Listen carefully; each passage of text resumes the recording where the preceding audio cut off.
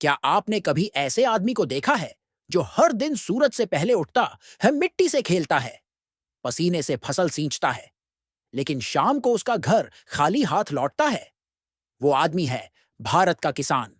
2024 से 2025 का साल उसके लिए फिर एक इम्तिहान बनकर आया। 2024 की गर्मी रिकॉर्ड तोड़ रही थी। कई जिलों में मार्च में ही जून जैसी गर्मी पड़ गई। कहीं सूखा पड़ा, कहीं अचानक बारिश आई। बेमौसम ओले गिरे और गेहूं, सरसों, आम की फसल चौपट हो गई।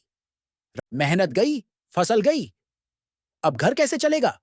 सरकार ने मुआवजे का ऐलान किया, लेकिन कागजी फॉर्म और पटवारी की फाइलों में किसानों का दर्द दब गया। एमएसपी सिर्फ कागजों पर छपी एक कीमत है, लेकिन हकीकत यह है कि मंडी में किसान को एमएसपी से नीचे दाम मिलते हैं। टमाटर कभी 5 रुपये किलो तो कभी 50 रुपये। प्याज कभी खेत में सड़ती है, कभी बाजार में जलती है। फसल बिकती है, लेकिन नफा व्यापारी को, कर्ज किसान पर। और जब किसान कर्ज में डूबता है, तो अखबार की एक छोटी सी खबर बन जाता है। एक और किसान ने की आत्महत्या।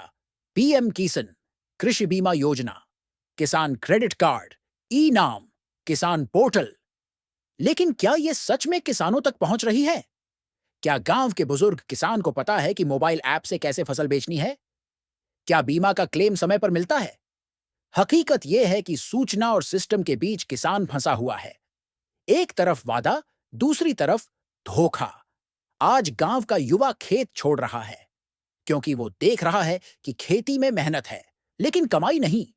वो शहर जाता है, दिहाड़ी पर काम करने, कभी मजदूर बनकर तो कभी डिलीवरी बॉय बनकर। बच्चों की पढ़ाई भी महंगी हो गई है। सरकारी स्कूलों की हालत सब जानते हैं। एक किसान बाप की सबसे बड़ी चिंता, क्या मेरा बेटा भी मेरी तरह मिट्टी में घुस जाएगा?